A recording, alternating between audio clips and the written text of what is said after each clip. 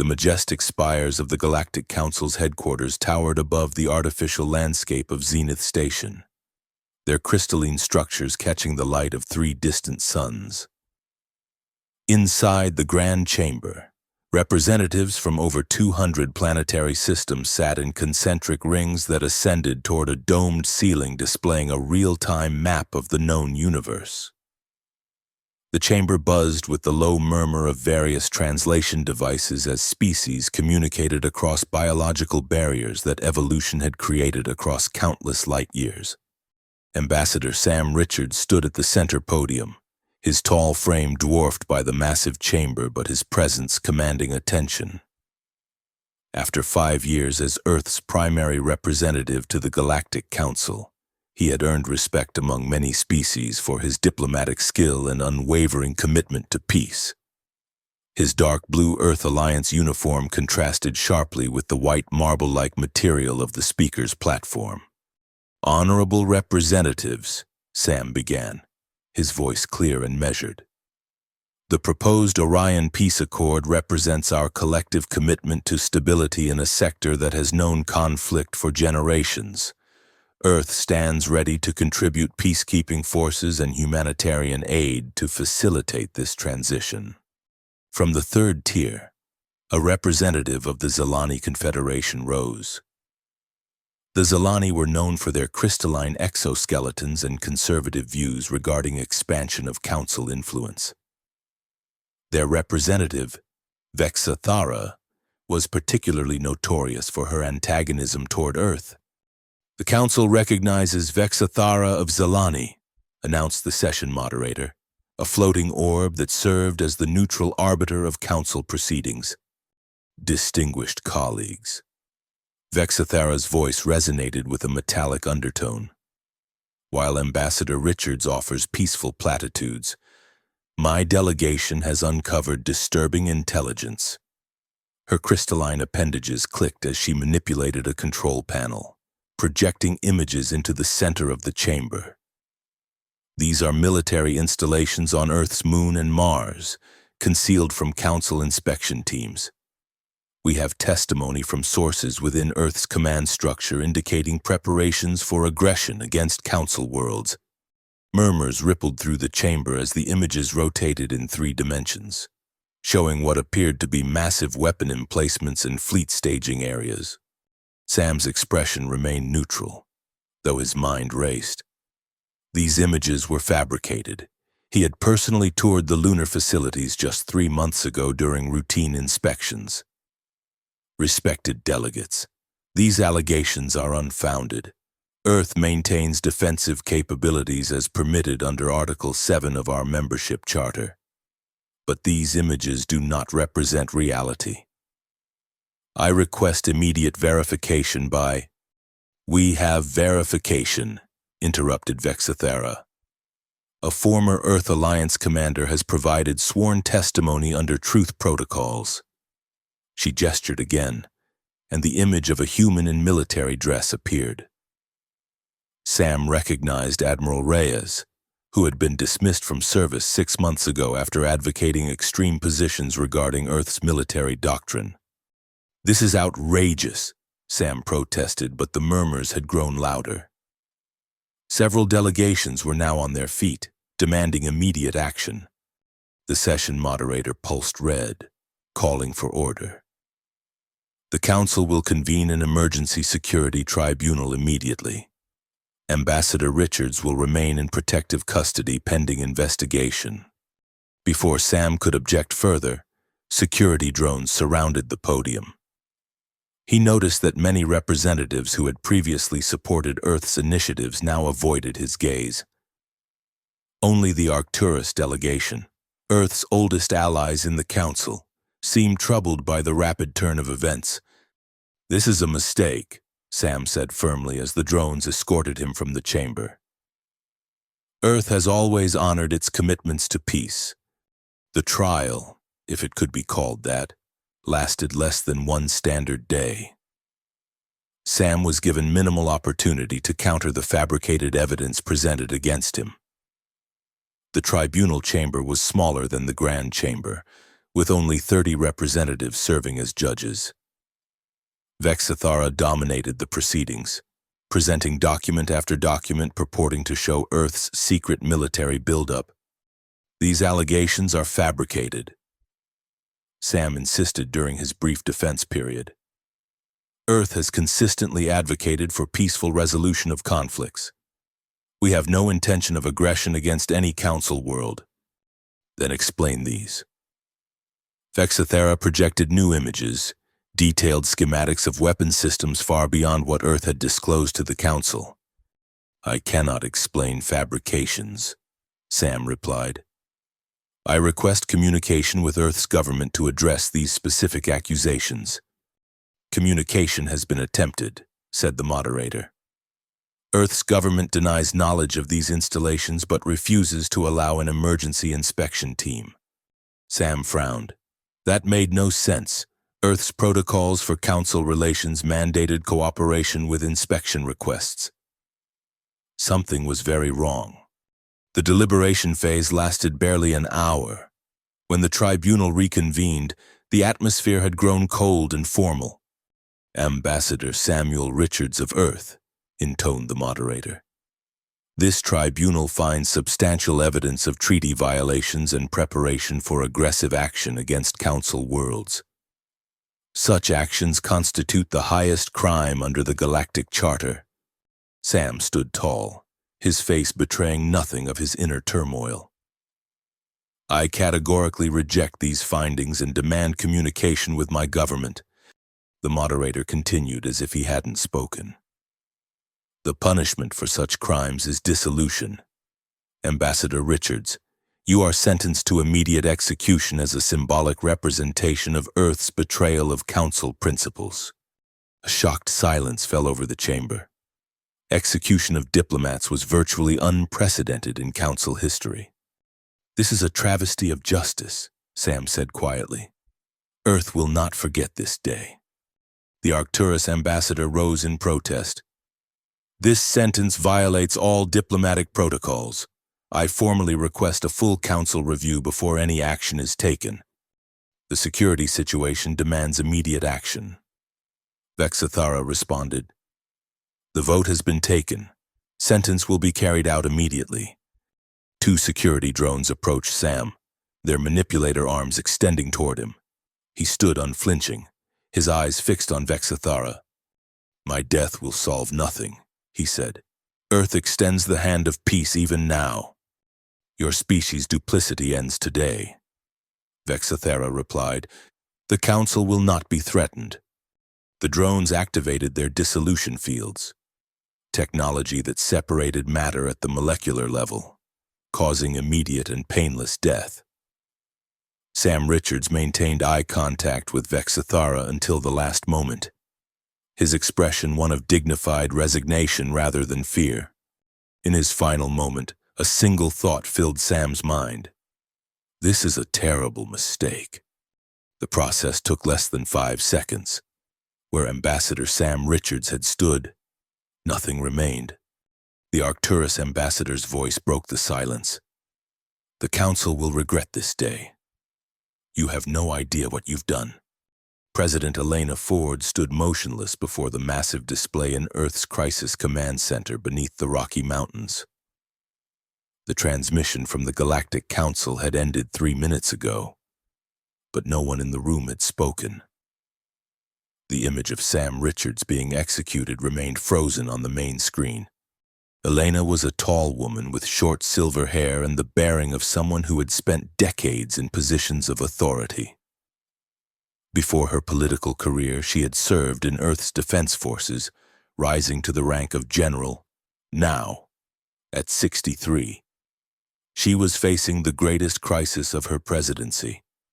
I'll verify that transmission, she finally said, her voice tight with controlled fury. Already confirmed through 3 separate channels. Madam President, replied her communications director. The Arcturus delegation sent their own feed as well. It's authentic. Elena turned to the assembled Joint Chiefs and her cabinet. Opinions?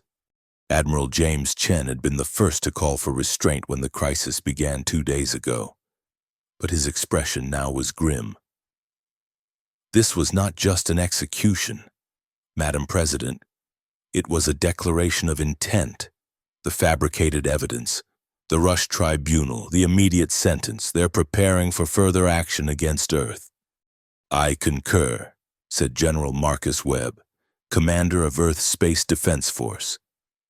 A tall black man with a shaved head and intense eyes, he had been one of Sam's closest friends since their academy days. The Zalani have been positioning for this for years. They've been systematically isolating us diplomatically. Secretary of State Abigail Morrison spoke next. We need to attempt communication with our remaining allies in the Council. The Arcturus delegation clearly opposed this action. And were ignored, Elena noted. What about evacuation plans for our off-world colonies? In progress, General Webb replied. But our settlements in the Proxima and Tau Ceti systems are vulnerable. Council peacekeeping fleets could reach them before our evacuation ships. Elena walked slowly around the situation table, studying the holographic display of Earth's defensive positions and off-world assets. After a long moment, she looked up at Dr. Miriam Hayes, Director of Advanced Research. Dr. Hayes, is the Aegis system operational? The room fell silent. Dr. Hayes, a slight woman with intense eyes behind simple glasses, nodded once. All components have been in place for 3 years. Madam President, the system was designed to never be used, as a last resort deterrent only. And the Prometheus Protocol? The Deep Space Fleet is on standby. They can be activated with your authorization code. Elena nodded slowly. Ladies and gentlemen, what we've witnessed is not merely the murder of our ambassador.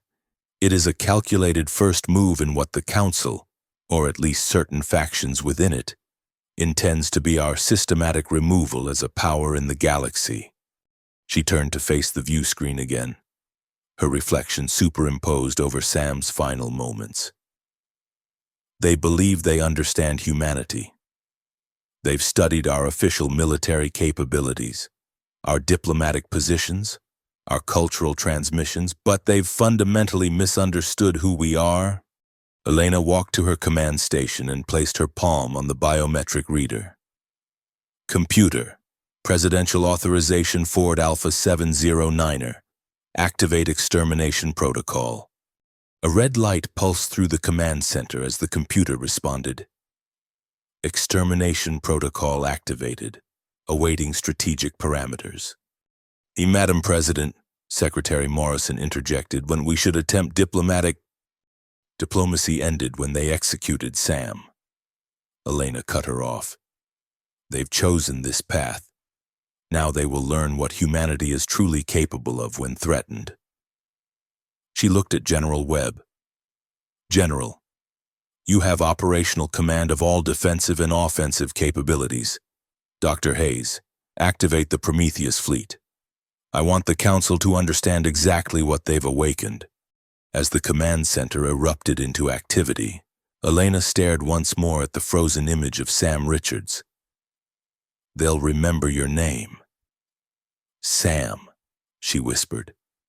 I promise you that.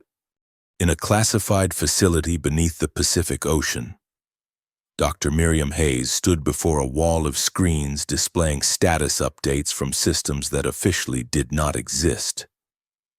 For 20 years, she had led Earth's most secretive research division, developing technologies that remained hidden even from the Galactic Council's inspection teams. A Prometheus activation sequence initiated, she announced as her fingers danced across a holographic interface. Waking the fleet now. Across the solar system, in the darkness beyond Neptune's orbit, hundreds of massive shapes began to stir.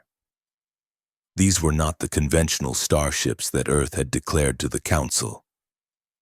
The Prometheus vessels were something else entirely. Autonomous warships with capabilities far beyond anything Earth had revealed to its galactic neighbors. How long until they're combat ready? Asked General Webb. who had joined her via secure holographic link from the Crisis Command Center. The first wave will be operational in 6 hours. Full fleet deployment in 12. Dr. Hayes pushed her glasses up and studied the deployment patterns. Marcus, are we really doing this? The Prometheus fleet was designed as a deterrent, not for actual deployment. General Webb's holographic image showed the strain of the past hours. Miriam. They executed Sam without a proper trial based on fabricated evidence. Our intelligence indicates the Zilani faction is pushing for immediate military action against Earth. We're past deterrence now. Hayes nodded grimly. Then they should understand what they've provoked. Activating Aegis system now. Throughout Earth's solar system, concealed installations powered up. The Aegis network, a planetary defense system of unprecedented capability, had been Earth's most closely guarded secret. Constructed in violation of Council treaties, it represented humanity's insurance policy against extinction. All Aegis components online, Dr. Hayes confirmed. Defense grid at full capacity. On the moon's far side, massive weapon emplacements emerged from hidden bunkers. In Earth orbit, satellites that had appeared to be weather or communication stations transformed, revealing weapon systems. From the asteroid belt to the Kuiper belt, hidden defense platforms activated. Ironic, General Webb observed. Vexathera accused us of having secret installations. She just didn't know how right she was. The difference is ours are far more advanced than anything she imagined. Dr. Hayes replied. Humanity has always prepared for the worst while hoping for the best. In the Crisis Command Center, President Elena Ford addressed the United Earth Council, representatives from all nations and off-world colonies who formed Earth's governing body. Distinguished representatives, she began, her voice steady despite her inner turmoil. Today, the Galactic Council executed Ambassador Richards in violation of all diplomatic protocols and galactic law. This act, based on falsified evidence, represents an existential threat to humanity. The chamber remained silent as she continued. I have activated the Extermination protocol. For those unfamiliar with this contingency, it authorizes the deployment of military assets that have been developed in secret over the past 3 decades. Capabilities far beyond what we have disclosed to the Galactic Council. Murmurs spread through the chamber. While most high-level officials knew that Earth maintained some classified military capabilities, few understood the true scope. The Prometheus fleet is being activated as we speak. The Aegis defense system is now fully operational around Earth and all our solar system colonies. We have also initiated the Orpheus contingency for our extrasolar settlements. Chancellor Sato of the Pacific Confederation rose. Madam President, while I share your outrage at Ambassador Richards' execution, escalation risks all-out war with the Council. Oh, Chancellor, we are already at war. Elena replied firmly. The execution was merely the opening move. Our intelligence indicates that Council military forces are already mobilizing, particularly those under Zilani influence. She gestured to a holographic display showing fleet movements near Council space. They believe they know our capabilities and have calculated that we can be subdued quickly. They are mistaken, and that miscalculation will cost them dearly. What exactly are you proposing? Asked Representative Garcia from the Latin American Union. Not merely defense, Elena said, her eyes hard. The Extermination protocol is exactly what its name suggests. We will demonstrate to the Council that humanity cannot be threatened with extinction without consequences. The first target will be Zephyr Prime, the Zilani homeworld. Gasps echoed through the chamber. Zephyr Prime was one of the Council's oldest member worlds, with a population of billions. We don't seek civilian casualties, Elena clarified. Our first strike will target military installations and government facilities only. But make no mistake, we will show the Council that Earth is not to be trifled with. After a heated debate lasting hours, the United Earth Council voted to support the Extermination Protocol by a narrow margin.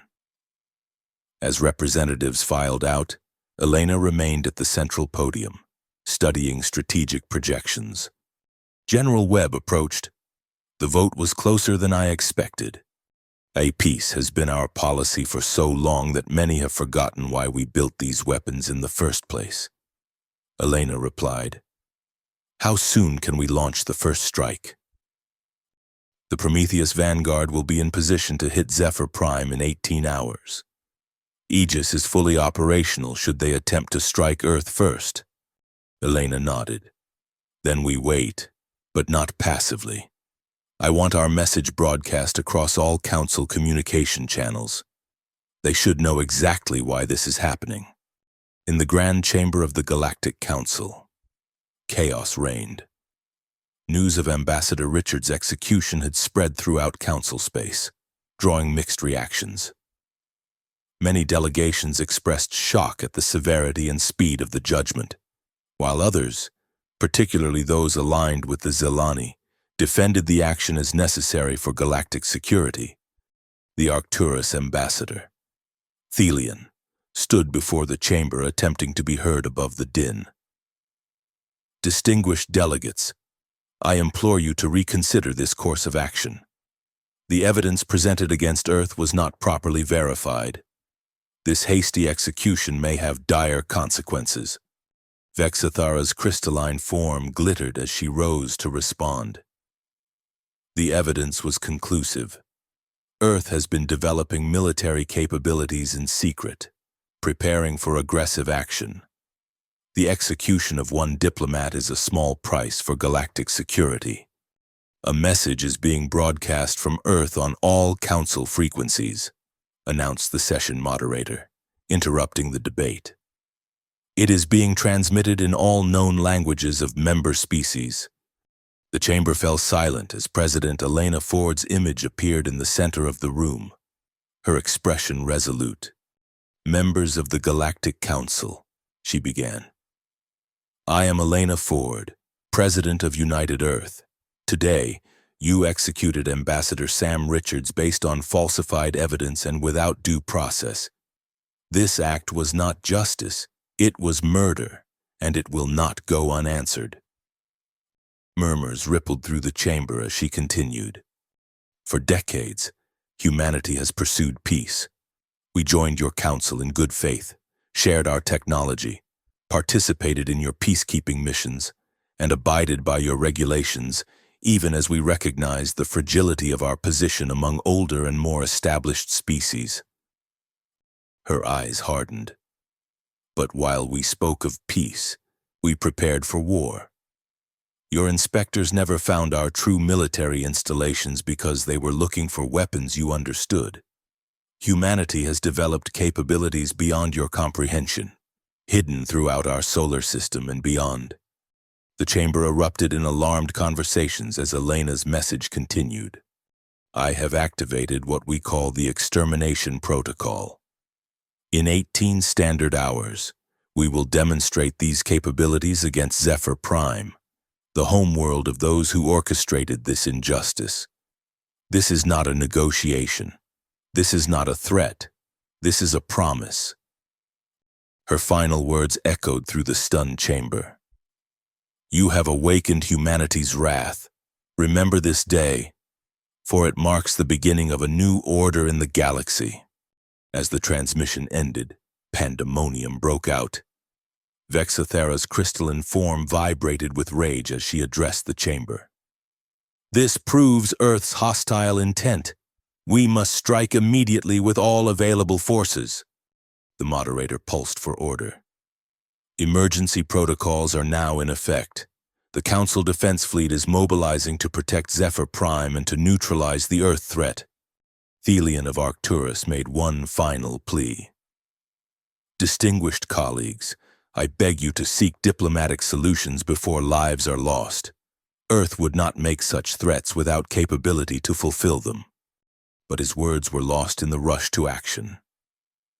Council military coordinators were already issuing orders to the Defense Fleet, the largest military force in the known galaxy. Confidence ran high, despite Earth's claims.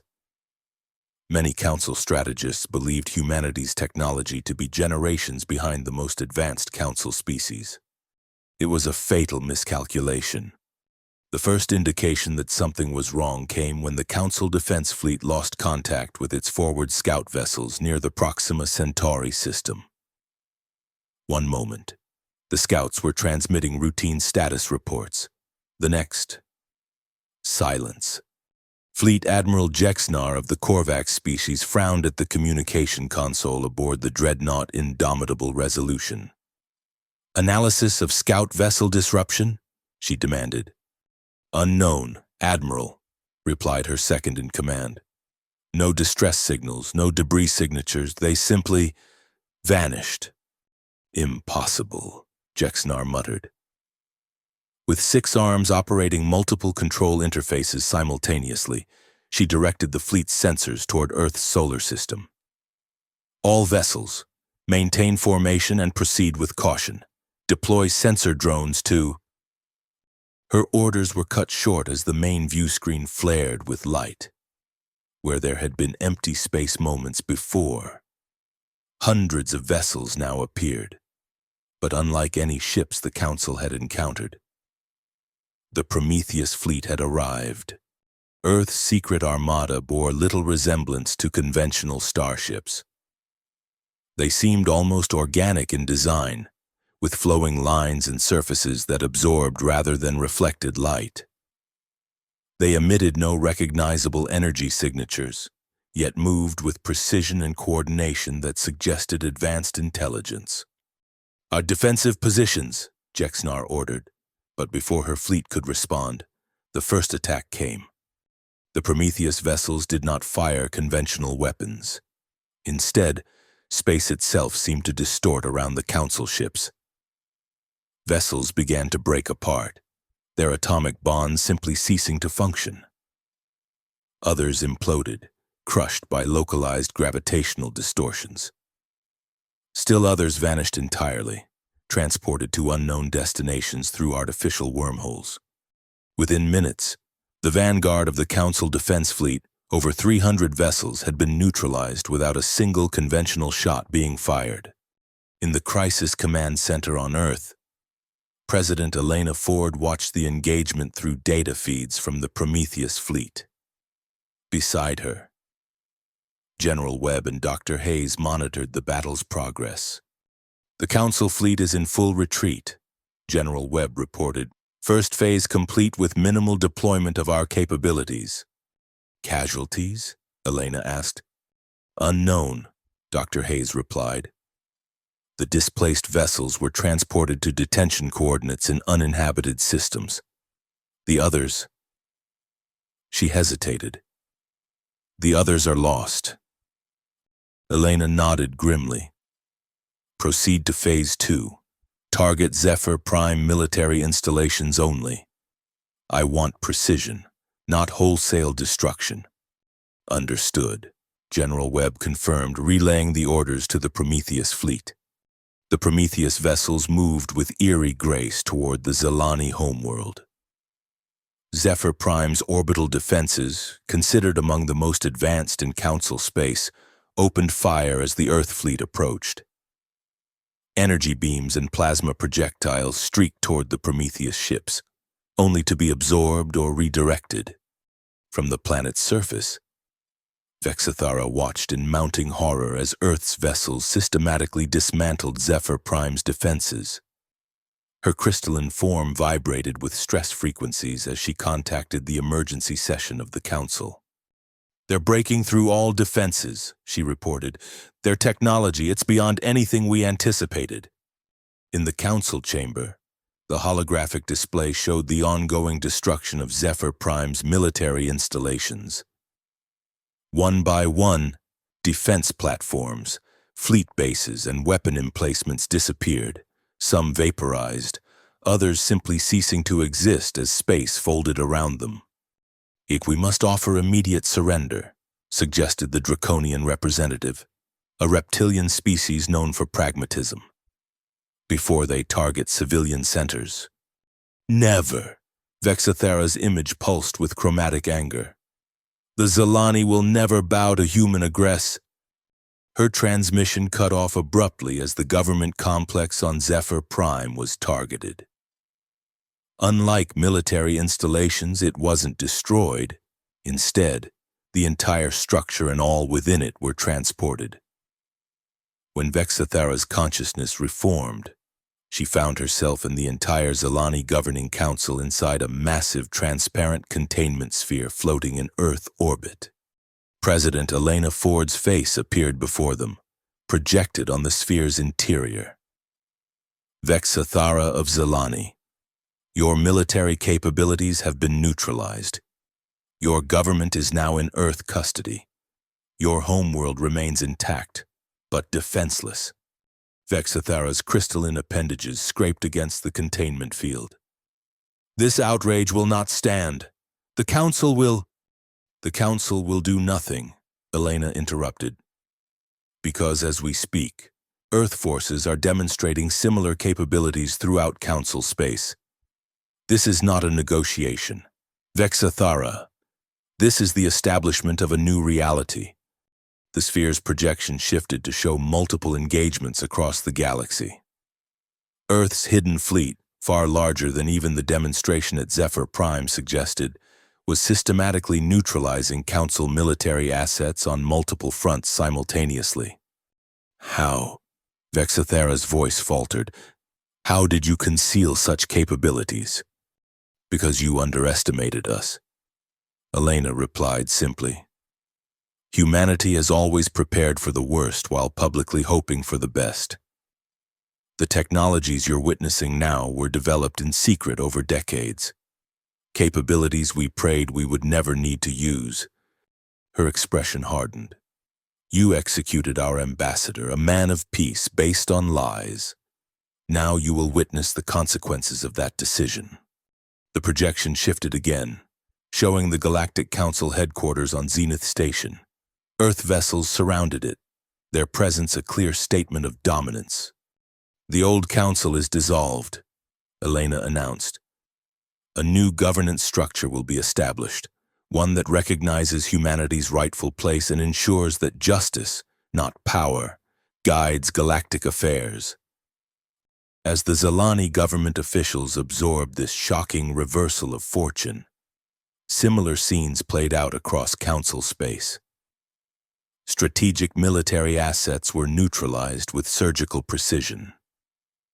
Government facilities were either destroyed or, in cases where civilian casualties would result, transported to containment areas under Earth control. Within 24 standard hours, the balance of power in the galaxy had been irrevocably altered.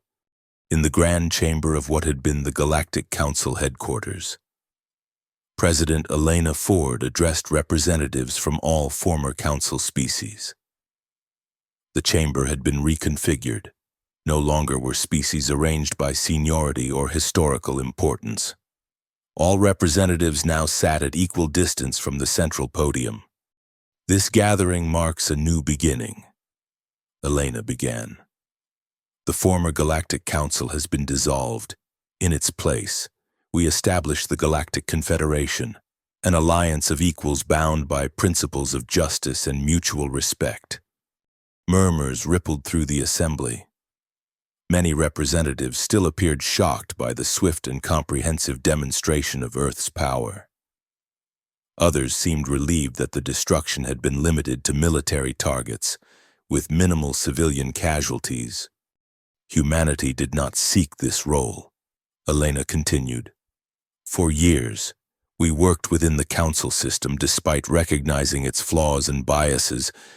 We pursued diplomacy through representatives like Sam Richards, a man of peace who was executed without just cause." Her gaze swept the chamber, lingering on former council leaders who had supported Vexathera's actions. That injustice forced our hand, revealing capabilities we had hoped would remain forever unused. From her position near the podium, Dr. Miriam Hayes observed the proceedings with mixed emotions. The technology she had helped develop, intended as a last resort deterrent, had now been revealed to the galaxy. There would be no returning to the old order. The Confederation will differ from the Council in fundamental ways. Elena explained. First, all member species will have equal representation, regardless of technological development or length of membership. Second, military power will be transparent and regulated. No more hidden fleets or secret weapons. Finally, disputes will be resolved through established legal procedures with full evidence disclosure and right to defense. She paused, letting her words sink in. These principles will be enshrined in the Confederation Charter, a document we will craft together in the coming days. General Webb, standing at attention behind the President, maintained his stoic expression, but inwardly felt conflicting emotions. The military victory had been complete, but he wondered about the cost to humanity's soul. They had revealed themselves as the very threat the Council had falsely accused them of being. Some may view today's events as Earth imposing its will through superior force. Elena acknowledged. There is truth in that observation. But our goal is not domination. It is correction of a fundamentally flawed system that allowed injustice to masquerade as security. She gestured to a holographic display showing the containment sphere where Vexathara and other Zilani officials remained in custody. Those who orchestrated Ambassador Richard's execution will face trial, with full rights of defense and presentation of evidence. Unlike Sam, they will receive the justice they denied him. The Arcturus representative, Thelion, rose to speak. President Ford, while many of us opposed Ambassador Richard's execution, this display of force raises concerns. How can we trust that Earth will not use these capabilities whenever it suits your interests? Elena nodded. A fair question. The answer lies in transparency and shared control. The technologies Earth has revealed will be placed under Confederation oversight, not Earth control alone. A multi-species commission will govern their use, with strict protocols and limitations. She looked directly at Thelion. We do not seek to rule through fear. We seek to establish a system where such fear is unnecessary because justice is guaranteed. As the session continued, representatives debated the structure of the new Confederation. Some voiced resistance to Earth's proposals, while others, particularly those from species that had suffered under the old Council hierarchy, expressed cautious support. In Earth's Crisis Command Center, Secretary of State Abigail Morrison monitored the proceedings with her team. Public opinion across former Council space is divided, she reported to her staff. Many civilians are shocked by our military capabilities, but others are responding positively to the President's emphasis on equal representation. Her assistant nodded. The limited nature of our strikes has helped. The fact that we targeted military assets while avoiding civilian casualties demonstrates restraint. Restraint that must continue. Morrison emphasized. The President's vision requires that we use our power judiciously, to establish a just system, not merely to replace one form of dominance with another. As days passed, the initial shock of Earth's demonstration gave way to practical negotiations. The Confederation Charter took shape through intense debate and compromise. President Elena Ford participated directly in these discussions, often working through Earth's nights to accommodate the biological cycles of other species. Dr. Miriam Hayes, meanwhile, coordinated with scientists from former Council worlds to explain the principles behind Earth's advanced technologies. The gravitational manipulation that powers our Prometheus vessels operates on principles discovered by Earth physicists over 50 years ago. she explained to a group of alien scientists. We kept these discoveries secret not to gain military advantage, but because we recognized their potential for destruction if misused. One scientist, a gas-based entity from the Caldari system, pulsed with skeptical color patterns. Yet you developed weapons based on these principles. We developed defenses, Dr. Hayes corrected. The same technology that can destroy can also protect. Our hope is that shared understanding will lead to shared responsibility. On the 15th day after what was now being called the Reformation, a formal ceremony marked the signing of the Galactic Confederation Charter. Representatives from all former council worlds, including a new Zelani delegation that had replaced Vexathara's government, affixed their signatures or biological equivalents to the document. President Elena Ford was the last to sign. Before doing so, she addressed the assembled representatives. Today we begin a new chapter in galactic history. The charter we establish is not perfect. No document crafted by imperfect beings could be. But it represents our collective commitment to principles that transcend our differences. Justice, equality, and peace secured not through dominance, but through mutual respect. She lifted the ceremonial pen, a gesture adopted to accommodate the many species for whom physical signing was possible. In signing this charter, Earth pledges to use its capabilities not to rule, but to serve these principles.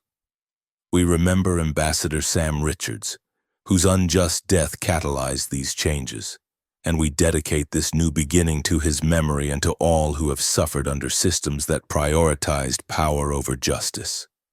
As she signed the document, applause and various species-specific expressions of approval filled the chamber. The Galactic Confederation was officially established. In the following months, the practical implementation of the Charter's principles began. The transition was not without challenges.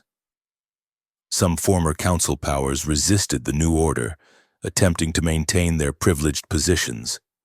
Earth's military capabilities remained a subject of both fear and fascination throughout Confederate space. President Elena Ford found herself walking a delicate line, demonstrating enough resolve to deter challenges to the new system, while avoiding actions that would reinforce fears of Earth dominance. General Webb oversaw the gradual integration of Earth's defense technologies into the Confederate security framework, ensuring that no single species, including humanity, could wield such power unilaterally. 6 standard months after the Reformation, a memorial service for Ambassador Sam Richards was held in the Grand Chamber.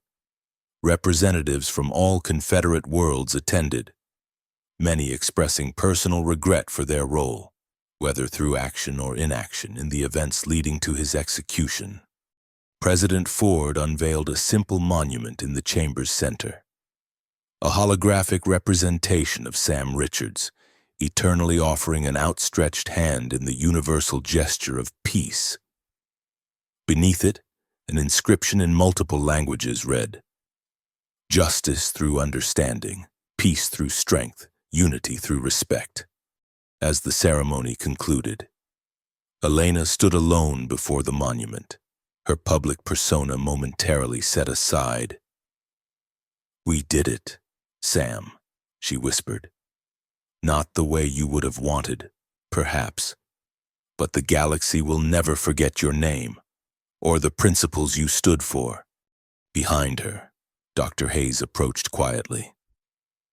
"Madam President, the Prometheus commanders are requesting new directives now that the Confederate Security Council is operational."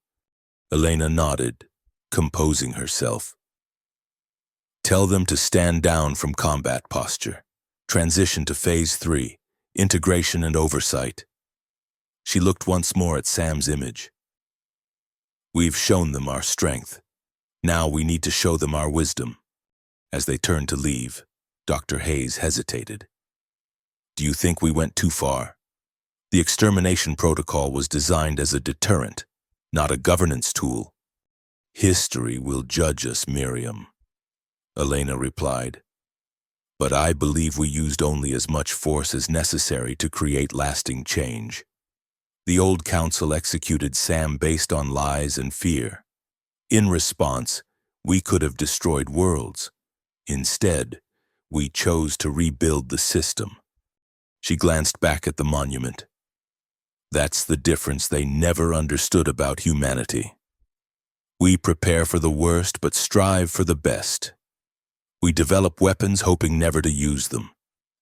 We're capable of both terrible destruction and remarkable creation. In the years that followed, the Galactic Confederation evolved from concept to reality. Earth maintained significant influence but worked consistently to distribute power among member worlds. The Prometheus fleet was gradually brought under Confederate oversight, its technologies shared with all member species under careful protocols. Vexathara and her conspirators faced trial for their actions against Ambassador Richards. Unlike his execution, their trial extended over months, with full presentation of evidence and rights of defense. In the end, they were found guilty of falsifying evidence and abuse of council procedures, resulting in exile rather than execution, a demonstration of the new justice system's principles. 10 years after the Reformation, President Elena Ford, now retired from Earth's leadership but serving as an advisor to the Confederate Assembly, stood on the observation deck of the new Confederate headquarters. The massive station orbited a neutral star at the galaxy's center, its design incorporating architectural elements from all member species. General Marcus Webb, his hair now gray, joined her at the viewport. "Impressive view," he commented. "Hard to believe how much has changed in a decade." Elena nodded. The Confederation isn't perfect. There are still disputes, still prejudices, still challenges to overcome. But the fundamental structure is sound. And Earth's position is secure, Webb added. No one will threaten our extinction again. Not through force, certainly. Elena agreed. Though I sometimes wonder if we've traded one form of vulnerability for another. Our technologies are now shared, our military secrets revealed. If the Confederation were to fracture? Webb smiled slightly. Dr. Hayes anticipated that concern. The technologies we've shared are not our most advanced. Earth still maintains insurance policies. Elena raised an eyebrow. The Lazarus Protocol? Operational but dormant. Let's hope it stays that way. Below them, the assembly chamber buzzed with activity as representatives debated expansion into previously unexplored regions of the galaxy. The Confederation had grown beyond its original membership, with newly discovered species applying for inclusion at an increasing rate.